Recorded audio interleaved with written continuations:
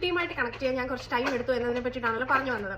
അപ്പോൾ ലേബർ റൂമിൽ നിന്ന് കുഞ്ഞിനെ എനിക്ക് തരുന്നു, ചെറിയൊരു കട്ടിൽ കേട്ടോ. അവിടെ തൊട്ടേ എനിക്കങ്ങ് തോന്നുവാണ് എനിക്ക് അഡ്ജസ്റ്റ് ചെയ്യാൻ എന്തോ ഒരു ബുദ്ധിമുട്ടുള്ള പോലെ. ഹാൻഡ് ബാഗ് പോലും പിടിക്കാത്ത ഞാൻ കൊച്ചിൻ്റെ ബാഗ് എടുക്കുന്നു. ഒരു ലിവിങ് ടുഗദർ പോലെ ലൈഫായിരുന്നു. 3 years പഠിച്ചുകൊണ്ടിരിക്കുമ്പോഴാണ് കുട്ടിയാവുന്നത്. അപ്പോൾ എന്താ പറയുക, പെട്ടെന്ന് റെസ്പോൺസിബിൾ ലൈഫിലേക്ക് വരുന്നു. കുഞ്ഞാണ് 24 മണിക്കൂറും കരച്ചത്. ഇന്ന് ചിന്തിക്കുമ്പോൾ കരച്ചിലുള്ള കാരണങ്ങളൊക്കെ ഞാൻ കണ്ടുപിടിച്ച് വെച്ചിട്ടുണ്ട്. ശ്വാസം നിർത്തി മുഖമൊക്കെ നീലിച്ചു വരും. അപ്പോൾ മറ്റൊരു കുട്ടീനെ നോക്കുമ്പോൾ അവരുടെ കുട്ടി ഉറങ്ങുന്നു, അവർ യാത്ര പോകുന്നു, അവർ ഫോട്ടോഷൂട്ട് നടത്തുന്നു. പിന്നെ എൻ്റെ കാര്യം പറയുകയാണ്, ഞാൻ ബ്രസ്റ്റ് ഫീഡിങ്ങിൽ ഒരു ലോക തോൽവി. അതുകൊണ്ടാണ് ഞാൻ 45 days കഴിഞ്ഞപ്പോൾ അതുകൊണ്ടല്ല കോളേജ് ജോയിൻ ചെയ്തു. എനിക്ക് കുട്ടിയുടെ അടുത്തുനിന്ന് മുങ്ങാനുള്ള ടെൻഡൻസിയാണ്. അപ്പോൾ കുഞ്ഞിനെ നോക്കാൻ ചേച്ചിയുണ്ട്, ഞാൻ ഇടയ്ക്ക് പുറത്ത് പോകും. ഒരു 4 രാത്രി ഞാൻ കുട്ടിയുടെ അടുത്തുനിന്ന് മാറി തന്നെ നിന്നിട്ടുണ്ട്. എനിക്ക് കൊച്ചിനെ കാണുമ്പോൾ ടെൻഷൻ വരും. അപ്പോൾ എന്താ പറയുക, അന്ന് ഹസ്ബൻഡ് എന്നെ പുറത്തോട്ട് വിട്ടു. പിന്നെ എൻ്റെ കൂടെ വന്ന ഫ്രണ്ട്സ് എന്നെ ജഡ്ജ് ചെയ്തില്ല. എനിക്കതൊക്കെ അന്ന് ആവശ്യമെന്ന് തോന്നി. പിന്നെ എനിക്ക് ഈ പതിച്ചി, പിന്നെ ബെഡ് റെസ്റ്റ് എടുക്കുക, പഥ്യം, ഇതൊന്നും ഞാൻ ചെയ്തില്ല. എനിക്കിതൊന്നും ഇഷ്ടമില്ല, അതൊന്നും ഞാൻ ചെയ്തില്ല. പിന്നെ ഹസ്ബൻഡ് ചിലപ്പോൾ എന്നെ ഹെൽപ്പ് ചെയ്യാനായിട്ടാണ് പറയും, നീ ചേച്ചിയിലോട്ട് കൊടുക്കുക, ചേച്ചിക്ക് ഉറക്കാൻ പറ്റുള്ളൂ, അല്ലെ ഇന്ന ആളെ വിളിച്ച് ചോദിക്കുക, അയാൾക്കാവുമ്പോൾ അത് കുറച്ചുകൂടെ നന്നായിട്ട് പറഞ്ഞു തരാൻ അറിയുമല്ലോ എന്ന്.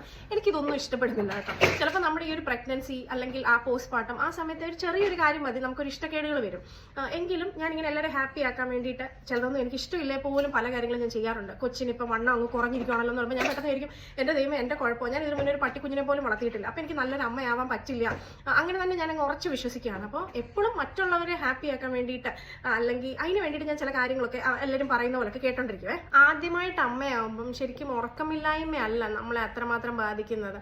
ഈ ദേഹത്ത് എന്തോ പറ്റി പിടിച്ചിരിക്കുന്ന പോലെ തോന്നുക. എന്തൊക്കെ ചെയ്തിട്ട് നമുക്കൊന്ന് ഫ്രീ ആവാൻ പറ്റുന്നില്ല. പിന്നെ ആദ്യമായിട്ടാണല്ലോ മെന്റലി ആണെങ്കിലും ഫിസിക്കലി ആണെങ്കിലും ഇത്രയും ജോലി ചെയ്യുന്നത്.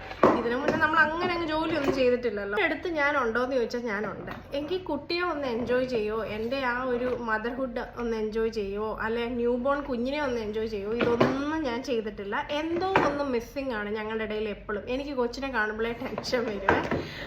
ഇതിൽ നിന്നൊരു മാറ്റം സംഭവിക്കുന്നത് എങ്ങനെയാണെന്ന് വെച്ചാൽ എൻ്റെ ലൈഫിലുണ്ടായ കുഞ്ഞു കുഞ്ഞു ചില സംഭവങ്ങൾ കാരണമാണ്. അവിടെ നിന്നാണ് ഞാനൊരു അഹങ്കാരിയായിട്ടുള്ള അമ്മയിലേക്ക്, അല്ലേ ജെഫി പിള്ളേരുടെ അടുത്ത് ജെഫി എന്തോ പറഞ്ഞാലും ഒന്നും കേൾക്കില്ല എന്നൊരമ്മയിലേക്ക് ഞാൻ വരുന്നത് ഈ ചില സംഭവത്തിന് ശേഷമാണ്. അപ്പോൾ അത് അടുത്ത പാർട്ട് 3 പറയാം.